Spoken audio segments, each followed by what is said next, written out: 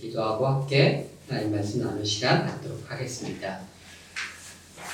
할렐루야. 만왕의 왕 되시며 만군의 주 되시는 주 여호와의 이름을 높이 올려드리길 원합니다. 주님의 시간 가운데서도 주님 만왕의 왕 되시며 만군의 주 되시는 주 여호와의 영광에 합당한 존귀와 영광과 경배와 찬송이 오직 여호와께로만 돌려지게 하여 주시옵시고 주님께서 모든 영광을 홀로 받으시는 역사가 하나님 이 땅의 교회들과 이 땅의 모든 예배와 이 땅의 주님을 믿는 모든 성도들의 삶으로부터 주님 앞에 금대접의 향기로운 제사를 올려드려지는 예배가 드려지도록 주님 역사하여 주시옵소서. 주님 예배가 드려지는 곳마다 주님의 성령으로 임하시고 강림하시고 주님의 계시역으로 임하여 주심으로 말미암아 우리의 심령 가운데 필요한 하늘의 만나로 먹여 주시옵소서. 이 시간 주께서 이렇게 임하시기를 간절히 간구하고 위탁드리오며 주 예수 그리스도의 이름으로 기도하였습니다. 아멘.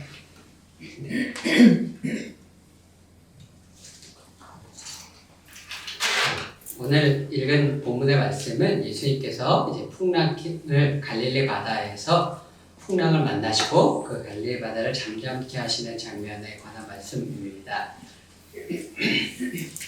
근데 이 풍랑과 바다의 이 장면을 이해하기 위해서는 우리가 성경에 등장하는 바다가 어떠한 의미를 가지고 있는지를 우리가 이해를 좀 해야 됩니다.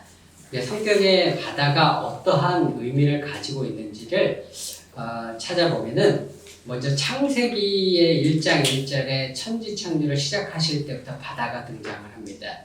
바다가 하나님께서 천지를 창조하시기 전에 흑암이 있었고 물이 바다가 땅을 덮고 있었죠. 바다 그 어둠과 공허와 무질서와 혼돈이 있는 곳에는 물리적으로는 바다가 그곳을 덮고 있었습니다. 그런데 하나님께서 천지를 창조하시면서 어떤 일이 일어났냐면 바다가 갈라지고 묻이 드러나는 일이 일어났습니다. 그래서 바다는 성경에서 어떤 의미냐면 혼돈과 무질서와 어둠과 이러한 것들의 상징, 하나님의 창조 질서가 부여되어지지 않은 세상, 하나님의 통치가 아직 이루어지지 않은 세상을 의미하는 영역이 바로 바다입니다. 이곳은 그래서 무신론, 하나님의 통치가 없기 때문에 무신론의 영역이고 신약 시대로 넘어가면 그리스도 안에 있지 않은 모든 영역들, 그리스도 밖에 있는 모든 영역들, 불신의 영역들, 이 모든 것들이 다 바다를 상징을 하고 이 바다가 바로 사단이 통치하는 영역입니다. 왜냐하면 여기는 하나님의 통치가 없는 영역이기 때문에. 그래서 계시록 13장에도 보게 되면 마지막 때에 용과 같은 다니엘이 본 환상에다 본 네 짐승의 모습을 다 하나로 가진 짐승이 등장하는데 그 짐승이 어디서 등장하냐면 바다에서 그 짐승이 나오게 되죠. 이렇게 하나님의 통치가 없는 무질서와 혼돈과 어둠이 통치하는 세상의 영역, 사단의 영역이 바다고 그 반대로 땅, 그 반대의 개념이 바로 땅이죠. 땅이라는 곳은 바로 하나님께서 부여하신 창조의 질서가 부여된 영역. 그곳은 하나님의 통치가 임한 영역. 이런 곳을 이제 영적으로 땅이라고 할 수가 있습니다. 이러한 것들이, 이러한 개념이 그래서 이제 노아의 홍수 때 보면은 그 땅이 바다에 의해서 다시 잠기게 되죠. 그것은 무슨 의미냐면 하나님께서 부여하신 하나님께서 만드신 창조의 역사가 다시 천지 창조 이전의 역사로 되돌아갔다는 것을 의미합니다. 하나님께서 천지를 창조하셨는데 이 창조하신 세계를 다시 창조 이전에 어둠과 혼돈과 무질서가 가득한 세상으로 되돌리셨다는 것을 의미해요. 노아의 홍수는. 그랬다가 이제 홍수가 끝나고 다시 묻이 드러나죠. 다시 묻이 드러났다는 건 뭐냐면 노아의 홍수가 끝나면서 하나님께서 새로운 창조의 역사를 시작하셨다는 겁니다. 노아의 홍수는 창조의 역사를 과거로 되돌리셨다가 다시 새 창조, 뉴 크리에이션의 역사를 시작하신 것이고, 그래서 하나님께서 노아에게 방주에서 나왔을 때 하신 명령이 처음에 아담에게 하셨던 명령과 똑같죠. 생육하고 번성하라. 왜냐하면 창조를 새로 하셔서 새로 인류를 시작하시는 새 창조의 역사니까요. 그러니까 아담과 더불어서 동일한 명령을 허락하셨던 겁니다. 이러한 땅과 바다의 역사를 가장 이제 잘 주는 역사적 사건이 뭐냐면 바로 출애굽 사건입니다. 출애굽 때 이스라엘 백성들이 홍해 바다 앞에 딱 가로막혔죠. 바다가 이스라엘 백성을 가로막고 있다는 건 사단의 영역이 혼돈과 무질서와 하나님의 통치가 임하지 않는 세상의 영역이 하나님의 백성들을 가로막고 있는 상황인 거죠. 근데 하나님께서 출애굽 역사를 어떻게 이루셨냐면 그 바다를 가르셔서 묻이 드러나게 하셔서 땅이 드러나게 하셔서 하나님의 백성들로 하여금 그곳을 건너가게 하셨습니다. 그건 뭐냐면 하나님께서 그 혼돈과 무질서, 공허와 사단의 영역까지도 하나님께서 통치하시는 분이심을, 그것도 하나님의 능력으로 다스리고 통치하실 능력이 있으심을 하나님께서 보여주신 사건이 바로 이 출애굽의 역사였습니다. 예수님께서, 근데 오늘 본문에 보게 되면 예수님과 제자들이 갈릴리 바다를 건너가고 있는데 바다의 바람과 풍랑이 일어서 제자들이 보고 두려워 떨었습니다. 이것은 영적으로 해석을 하자면 제자들이 영적으로 보자면 하나님의 하나님의 질서, 하나님의 창조의 능력이 부여되지 않은 하나님의 통치의 능력이 없는 영역들로 인해서 흔들렸다는 뜻입니다. 그러니까 세상의 질서, 세상의 문제, 세상의 환란 이런 것들로 인해서 제자들이 그런 것들이 일어나면 언제나 흔들릴 수 있는 그러한 존재들이었다는 뜻이고, 예수님께서 바다를 잠잠케 하셨다는 것은 곧 그러한 세상의 영역, 사단의 영역까지도 예수님께서 하나님의 질서와 능력으로 통치하고 다스리시는 능력이 있는 분이라는 것을 드러내셨다는 것을 의미합니다. 이렇게 바다에서 풍랑이 일어나는 그러한 일들을 사람들이 겪게 되면 사람들은 어떤 반응을 보이게 되냐면 이건 세상적인 문제가 일어났다는 거거든요. 세상에서 삶을 살아가면서 우리가 삶에서 여러 가지 환란들을 겪게 되는데 그 환란 속에서 우리가 문제들을 겪을 때마다 바람과 바다를 보고 세상의 무질서와 혼돈과 어둠을 보고 세상에 하나님의 통치가 임하지 않으니 우리 삶을 흔드는 역사가 있을 때마다 사람들의 반응은 공통적으로 어떻게 일어나냐면 불평이 일어나게 됩니다. 출애굽했을 때 하나님의 백성들이 그래서 모세 앞에서 그렇게 불평하죠. 여기까지 우리를 이끌어서 이 홍해바다 앞에 딱 서니까 우리를 여기서 바다에 빠져 죽게 하려고 우리를 여기로 이끄는 거냐, 이렇게 불평하게 됩니다. 제자들도 그 어부였으나 그 바람과 파도와 풍랑이 있는 그 현실 앞에 닥치게 되니까 이 사람들도 어떻게 예수님 앞에 반하게 되냐면 예수님 왜 가만히만 계십니까? 우리가 다 죽게 되었는데 예수님 왜 가만히만 계시냐고 예수님 앞에 불평하게 되는 장면들을 보게 됩니다. 우리가 우리 삶에서 여러 가지 문제들을 만나게 될 때, 우리 삶에서 바다와 바람과 풍랑을 만나게 될 때 우리가 이렇게 불평을 하게 됩니다. 근데 이 불평이라는 것은 사실은 문제로 인해서, 우리의 환경으로 인해서 일어나는 것 같고, 우리의 문제, 우리의 환경에 대해서 불평하는 것 같지만 사실 우리가 이 환경에 대한 불평이 일어나는 이유는 하나님을 향한 신뢰가 없기 때문에 일어나는 겁니다. 이 모든 문제를 다스리고 통치하실 것이라는 하나님에 대한 신뢰와 믿음이 없기 때문에 일어나는 것이 불평입니다. 불평의 그 근본의 뿌리는 뭐냐면 하나님을 향한 불신, 하나님을 향한 의심이죠. 그 불평과 불신과 의심 속에서, 믿음 없음에서 불평이 나오게 되고, 그 불평이 그 삶에서 사람들이 지속이 되어지게 되면 어떤 결과에 다다르게 되냐면 자기 삶의 문제에 의해서 계속해서 자기 삶이 시달리고 이리 흔들리고 저리 흔들리다 보니까 그 뒤에는 결과 어떻게 되면 소망을 잃어버리게 돼요. 그럼 소망을 잃어버리게 되고 소망을 잃어버린 상태로 계속해서 지속적으로 있으면 어떻게 되냐면 완전한 우울감에 빠져버리게 되죠. 문제에 사로잡히게 되고 하나님께서 그 문제를 다스리고 통치하시고 이 문제를 해결하실 거라는 믿음이 없는 상태에 완전히 빠져버려서 완전한 우울감 속으로 사람들이 빠져들게 됩니다. 그러면 이러한 삶의 문제들로 인해서 우리 가운데 불평이 일어날 때 어떻게 해야 되느냐? 우리는 우리의 시선을 문제로부터 돌이켜서 우리의 시선을 바로 예수님께로 돌이켜야 되는 겁니다.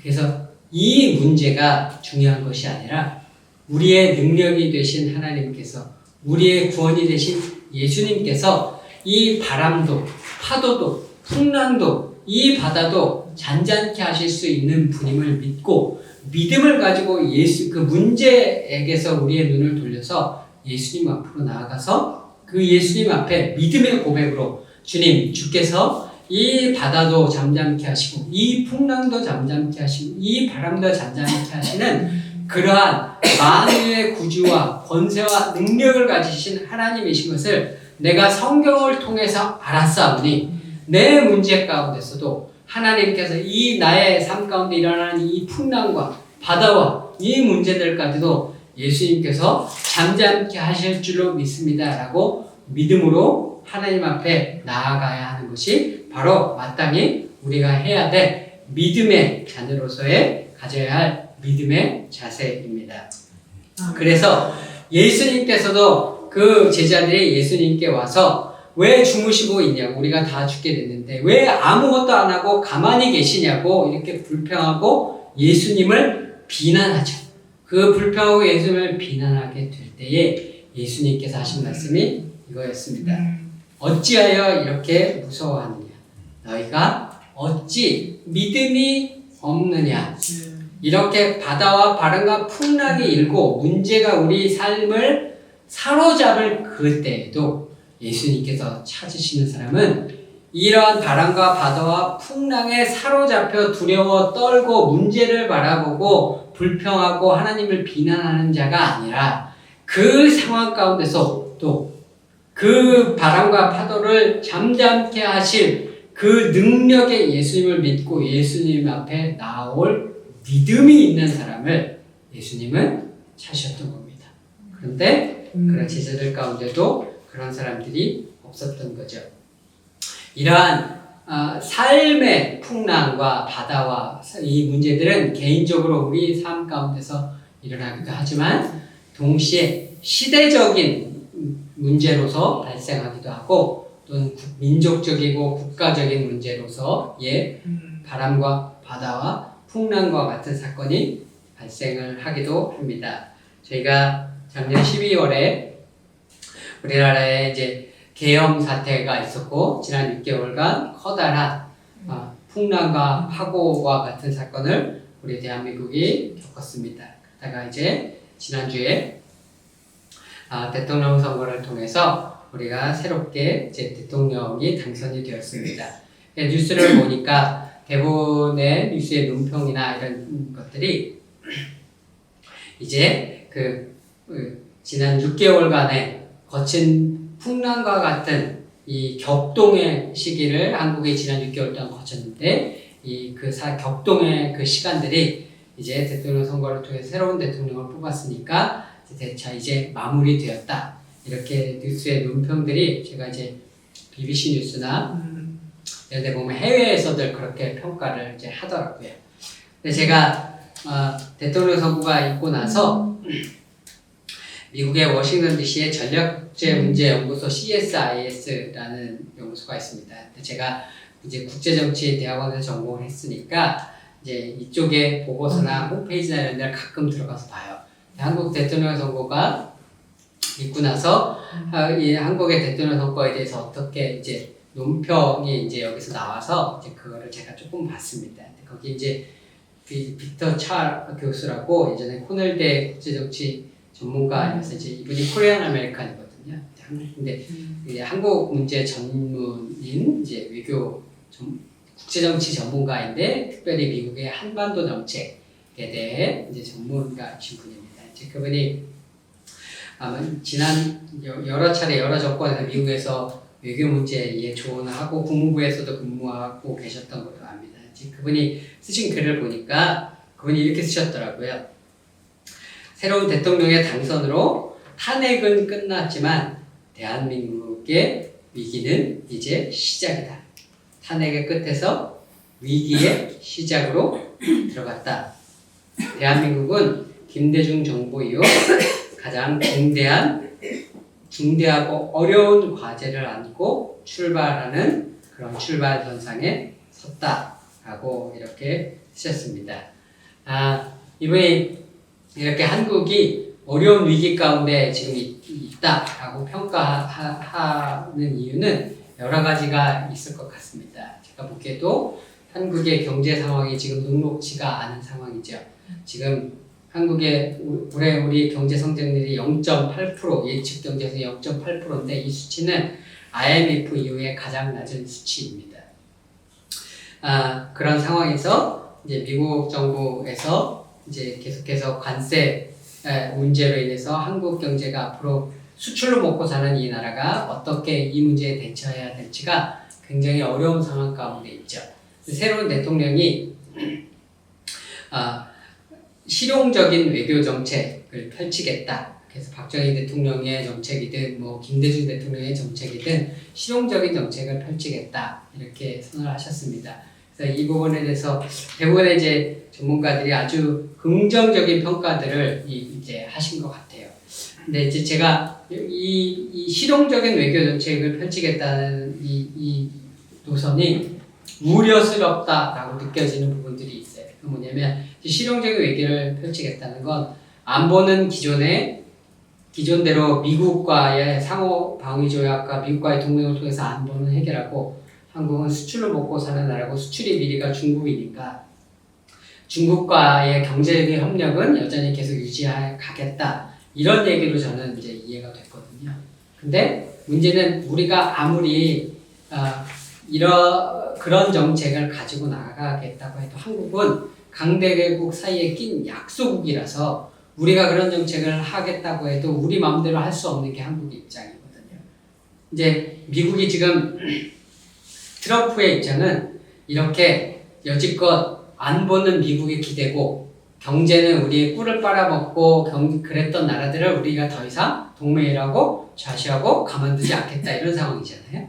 근데 그런 상황에서 우리는 이런 정책을 펼치겠다라고 했을 때 미국이 과연 그런 나라들을 가만히 있을 것이냐?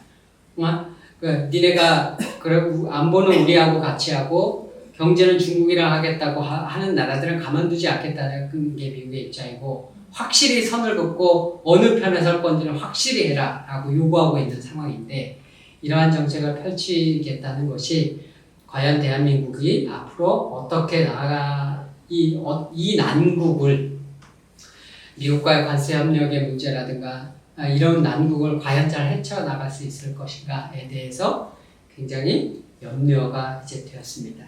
근데 제가 그런 것들로 인해서 염려하고 이 나라 이 땅에 대해서 이 나라 이 땅에 처한 그런 것들에 대해서 마음 가운데 심히 염려하고 있을 때에 제가 오늘의 이 말씀을 함께 이제 이 말씀을 보았습니다. 그때 예수님께서 제자들에게 하신 말씀 어찌하여 이렇게 무서워하느냐 너희가 어찌 믿음이 없느냐 하나님께서 이 시대 가운데 이 대한민국에 살아가는 하나님의 성도들에게 원하시는 것은 문제를 바라보고 문제에 집중해서 문제의 이리 흔들리고 저리 흔들리고 미국의 정책 때문에 미국의 관세 정책 때문에 두려워하고 떨고 이렇게 흔들리고 새로운 대통령이 일어나서 그 문제를 그가 하는 정책들이 잘못될까봐 이리 흔들리고 저리 흔들리고 중국의 압력 때문에 그 문제를 보고 이리 흔들리고 저리 흔들리는 것이 아니라 그 모든 문제와 풍랑과 파도를 다스리고 통치하시는 예수 그리스도를 믿는 믿음을 가지고 하나님을 피난처 삼아 예수 그리스도 앞에 나아가서 그 모든 문제와 바람과 파도와 풍랑을 다스리실 하나님을 믿고 잠잠히 여호와를 바라고 하나님 앞에 기도하는 자들을 그러한 믿음의 사람들을 하나님께서 찾고 계시는구나 라는 것을 오늘 말씀을 제가 묵상하며 깨달을 수가 있었습니다. 모세가 출애굽을 했을 때 사람들이 처음에 출애굽을 하고자 했을 때 바로왕 앞에 가서 우리를 보내달라 이렇게 얘기했습니다. 근데 바로가 이스라엘 백성의 고난을 더욱 가중시켰어요. 집도 주지 않고 벽들을 만들라고 했고, 그러니까 백성들의 삶이 더욱 고난이 심해진 상태가 됐습니다. 그러니까 백성들이 어떻게 얘기냐면, 왜 모세는 저렇게 나서가지고 저렇게 문제를 더 심각하게 만들어서 우리만 더 살기 힘들게 만드느냐.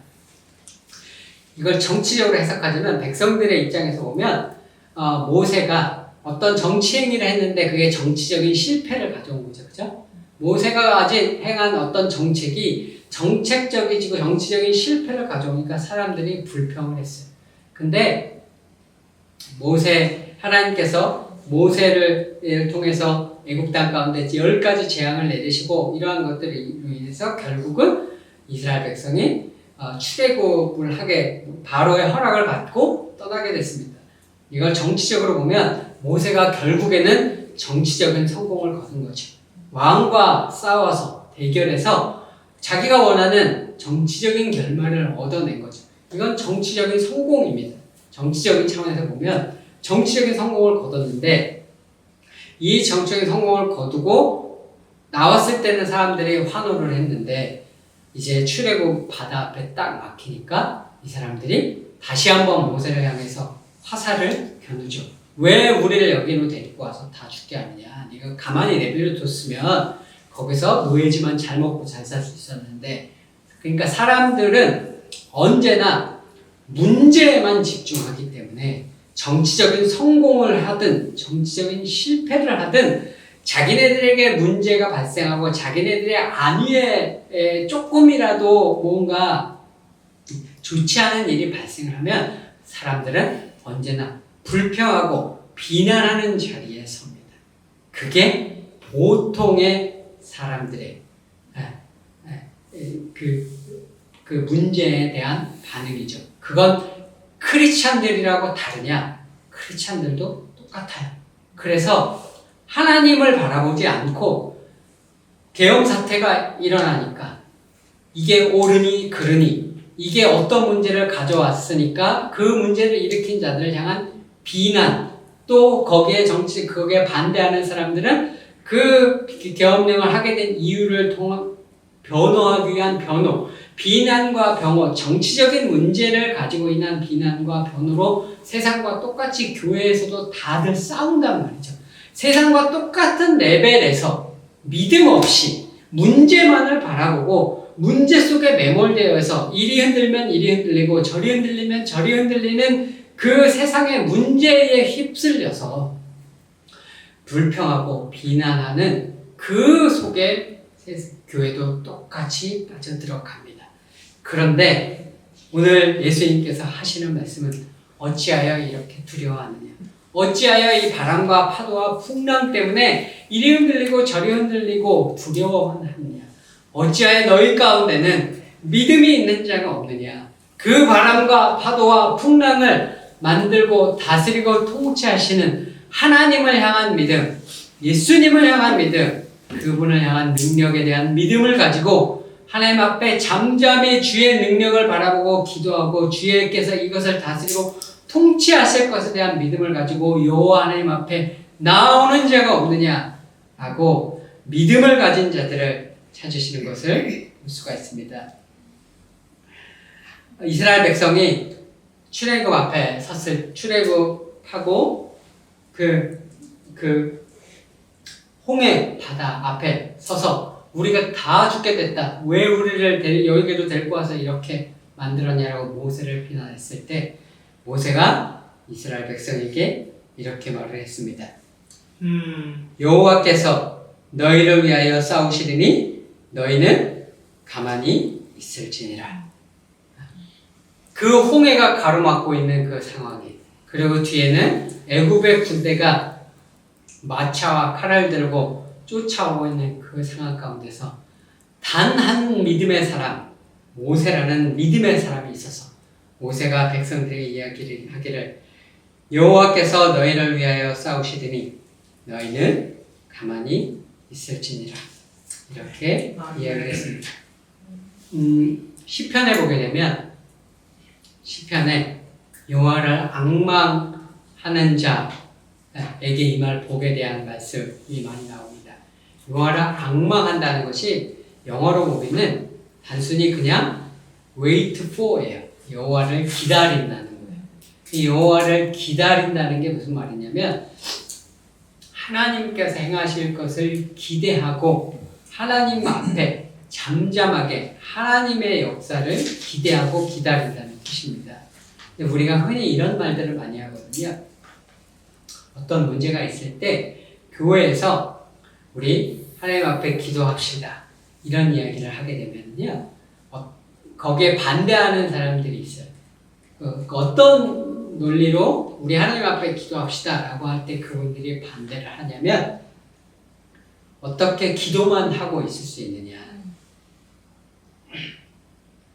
상황이 이런데 어떻게 우리가 아무것도 안 하고 기도만 하고 있을 수 있느냐라고 하나님 앞에 기도하자고 하는 것들에 대해 반대를 하고 이 사람들은 우리가 무언가 행해야 된다, 액션을 해야 된다, 무언가 세상에 나가서 무언가 활동을 해야 된다라고 이야기를 합니다.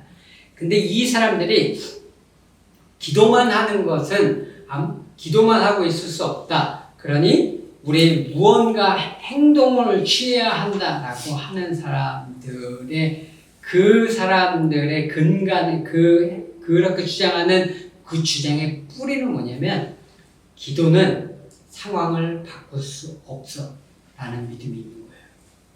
기도만 해가지고서는 이 상황은 결코 바뀌지 않아 라는 믿음이 이 사람들에게 있기 때문에 기도를 통해서 하나님께서 역사하셔서 하나님께서 상황을 바꿀 거라는 믿음이 없기 때문에 무언가 나서서 어떤 액션을 취해야 한다고 생각을 하는 거예요. 근데 우리가 잠잠히 하나님 앞에 무릎을 꿇고 기도했을 때 하나님께서 이 문제의 주관자 되어주셔서 하나님께서 이 문제를 다스리시고 통치하시고 역사하시고 바람과 파도와 풍랑도 잠잠케 하실 것이라는 믿음이 있는 사람은 내가 가서 어떤 나의 능력으로 어떠한 일을 행하고 사회적인 반영을 일으킬 수 있는 나의 능력으로 무엇을 하는가 보다 잠잠히 아무도 보지 않는 골방으로 들어가서 잠잠히 여호와를 기다리고 여호와를 앙망하고 하나님 앞에 기도하며 하나님 여호와께서 친히 역사하여 주시옵소서. 우리의 힘으로는 할 수 없는 일이오니 여호와께서 역사하여 주시고 여호와께서 친히 싸워 주시옵소서 라고 기도하는 자들은 그 골방 가운데 기도하는 자들이 실상 정작 기도가 가장 큰 우리의 힘과 무기와 하나님을 움직이는 무기라는 믿음이 있는 자들이기 때문에 그들은 아무도 보지 않는 골방으로 돌아가 하나님 앞에 기도하는 자리에 서는 것입니다. 그렇기에 우리가 이런 사람들을 뭐라고 부르냐? 그런 사람들을 기도의 용사들이다 라고 우리가 부르는 겁니다. 이스라엘 백성들이 마침내 믿음의 사람 모세의 그 믿음을 통해서 홍해가 갈라지는 역사를 경험하고 홍해를 건너 홍해 건너편에 당도를 했습니다. 그리고 다시 그 바다가 잠겨서 그 뒤에 쫓아오던 애굽의 군사들이 모두 수장되는 것을 모두 눈으로 목도했습니다. 그러자 그 홍해 건너편에 와서 이 사람들이 홍해 건너편에 들어온 사람들을 어떻게 성경이 이야기를 하고 있냐면 이스라엘이 여호와께서 애굽 사람들에게 행하신 그 큰 능력을 보았으므로 백성이 여호와를 경외하며 여호와와 그의 종 모세를 믿었더라. 자기 눈으로 그 하나님의 바람과 파도와 바다를 다스리시는 하나님의 능력을 보니까 그제서야 여호와를 경외하고 그의 종 모세를 이스라엘 홍해를 건넌 건너편에 가서야 믿게 됩니다. 이 하나님의 예수님의 제자들 역시 예수님께서 바람과 파도와 풍랑을 잠잠케 하시니까 그 다음에 어떻게 되냐면 그들이 심히 두려워하여 서로 말하되 그가 누구이기에 바람과 바다도 순종하는가 하였더라. 이스라엘 백성 건너편에 가서 여호와를 경외하였다 나왔고 예수님께서 바람과 파도와 풍랑을 잠잠케 하시니까 심히 제자들이 두려워하였다 나옵니다. 경외하였다, 두려워하였다 영어로 보면 같은 말입니다. 영어로 보면 fear, 두려워하였다 라고 나오는데 한자어로는 경외했다라고 나오고 한글 성경에서는 두려워하였다 이렇게 표현을 하는데요.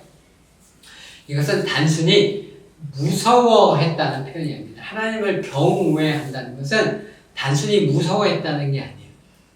우리 경외가 훨씬 더 적합한 표현인 것 같습니다. 두려워했다고. 우리가 공경할 경자를 쓰잖아요. 하나님의 능력을 보았더니 이제 그 하나님의 능력이 얼마나 놀랍고 대단하신 분인지 그 하나님의 능력을 깨달아서 하나님이 이렇게 위대하신 분이구나 라는 것을 그제서야 깨닫고 알게 되어서 그 하나님의 능력과 그 하나님의 위엄과 그 하나님의 존귀와 그 하나님의 존재 자체에 합당한 영광과 경배와 찬송과 감사를 드리기에 합당한 자리에 선 것을 뭐라고 얘기하냐면 그것을 경외라고 표현을 합니다. 그 모세라고 하는 그 믿음의 사람을 통해서 이스라엘 백성은 마침내 하나님을 경외하는 자리에 서게 되었습니다. 오늘 하나님께서 이 땅 가운데 이 땅이 격동의 6개월의 그 격동의 시간을 겪었고 또 이제 새로운 영광과 더불어서 이 땅이 또 어떠한 풍랑과 같고 어떠한 바람과 바다와 풍랑을 겪을지 알 수 없는 이러한 시대 가운데 접어드는 가운데 있습니다. 그런데 이 시대 가운데 이 나라가 어떠한 풍랑과 파고를 겪는다 할지라도 하나님께서 이 시대 가운데 찾으시는 사람은 그 문제를 가지고 세상과 똑같이 누구는 그 문제를 일으킨 자가 누구인지를 비난하고 불평하고 누구는 그들을 변화하려고 하는 그 세상의 문제에만 집중해서 문제만 바라보고 그 문제 가운데 빠져들어서 이리 흔들리고 저리 흔들리는 세상과 동일한 자리에 서는 것이 아니라 모세와 같이 너희는 가만히 있어 잠잠히 여호와를 바라볼지어다 라고 이야기할 수 있는 그 믿음의 사람, 그 믿음의 사람을 하나님께서 오늘도 우리 가운데 찾으시는 줄로 믿습니다.